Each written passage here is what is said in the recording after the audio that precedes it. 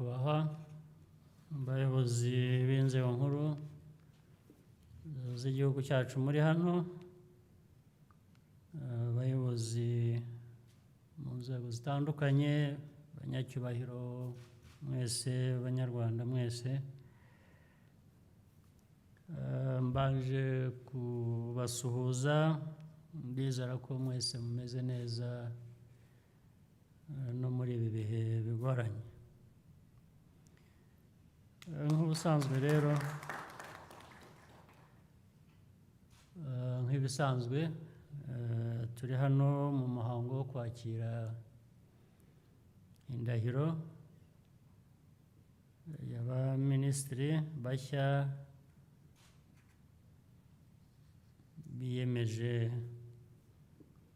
gukorera igihugu cyacu dufatanyije twese hamwe. Ndagira ngo kandi bashimire mwebwe abarahiye bamaze kutugezaho izo ndahiro, ngira ngo mbifurize imirimo myiza.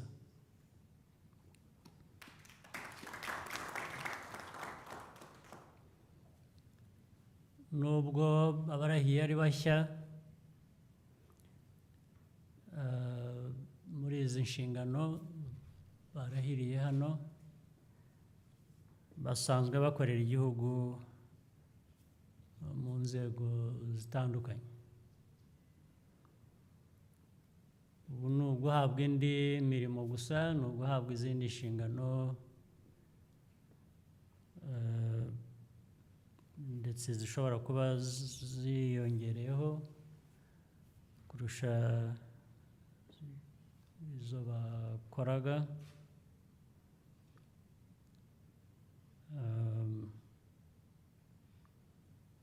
Ndizera rero ko ari urugendo rwo gukorera igihugu, gukorera abaturage bisanzwe. Icyo bivuze gusa uyu munsi ni uko imbaraga mwakoreshaga no mu busanzwe ubu zigiye kwiyongera, mwiteguye kongera imbaraga kurusha uko byari bisanzwe.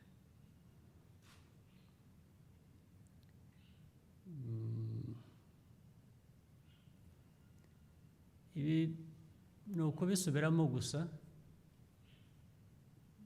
twese ni imirimo dukorera abaturage, abanyarwanda, dukorera igihugu. Tugomba kujya twiyibutsa ko tuba dukorera abandi bantu, tuba dukorera abanyarwanda benshi kugira ngo ubuzima bwabo buhinduke, bumere neza. Ntabwo dukora twiganishaho, ntabwo ari twe tubona inyungu z'ibikorwa ba mbere, nubwo natwe bitugeraho. Abagomba kubona inyungu z'ibikorwa ni Abanyarwanda. Birumvikana, bivugwa kenshi, ariko ntabwo ariko iteka byuzuzwa. Usanga kenshi bigorana, abayobozi rimwe na rimwe cyangwa kenshi bagakora, hari gukora biganisha ku nyungu zawe bwite, ariko hari no gukora biganisha wowe uko ubishaka cyangwa uko ubyumva cyangwa uko ibyo ntabwo ari ku bundi bigenda. Imikorere ishingira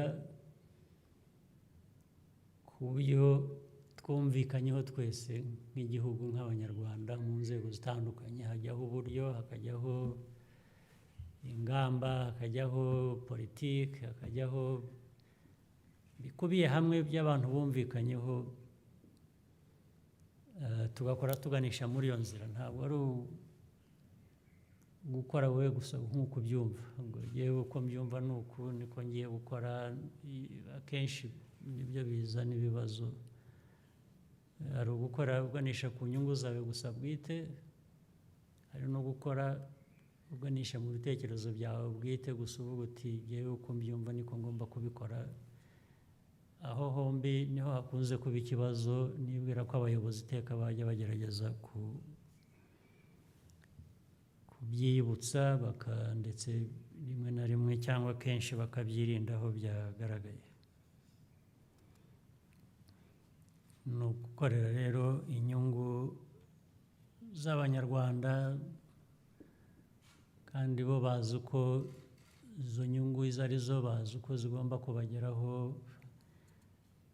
Twajya duhora twibutsa abayobozi cyangwa twibukiranya kugira ngo bitaba ukundi. Kandi ubu ubuyobozi cyangwa inshingano murahiriye, natwe twese abasanzwe mu mirimo yo gukorera igihugu ku nzego zitandukanye, ubu biriho mu bihe bitari byiza, ni ibihe by'ingorane, ni ibihe birimo hari icyorezo n'ingaruka zacyo nyinshi.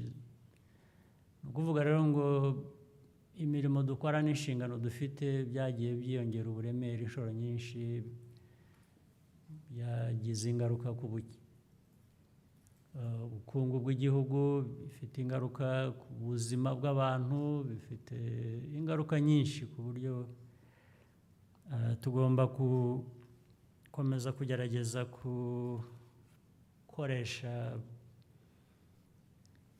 imbaraga nyinshi, gutekereza kwinshi, kwitanga, imyumvire ubwacu ikwiye guheraho, ariko bigana no ku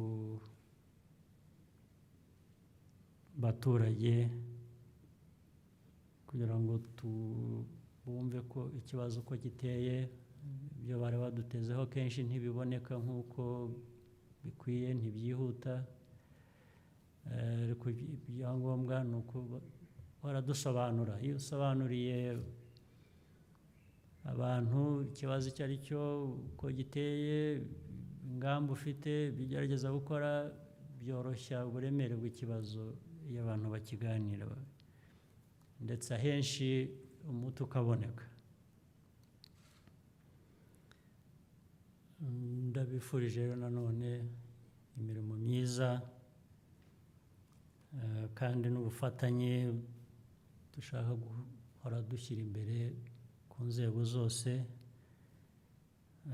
ndibwira ko bizabagaragaramo. Hanyuma reka ngire ijambo rindi mvuga, reka ndivuge no mu rurimi rw'amahanga duhuriyeho muri aka karere, kubera nanone ibyabaye muri iyi minsi mike ishize, aho twatakaje umuyobozi w'igihugu muri iyi minsi.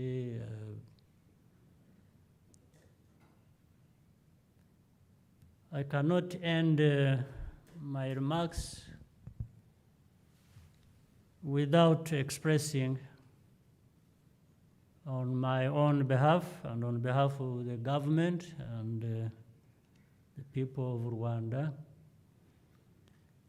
my deepest condolences to the family of the late President John Pombe Joseph Magufuli,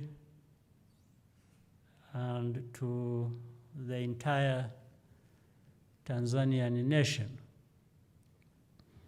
President Magufuli was a steadfast Pan-African and a friend to our country.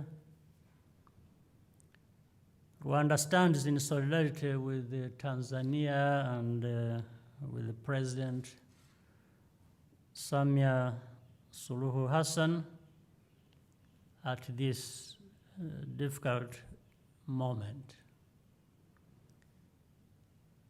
Hanyuma rero ndagira ngo ndangize nanone bashimira mwese kandi muhorane amahoro y'Imana.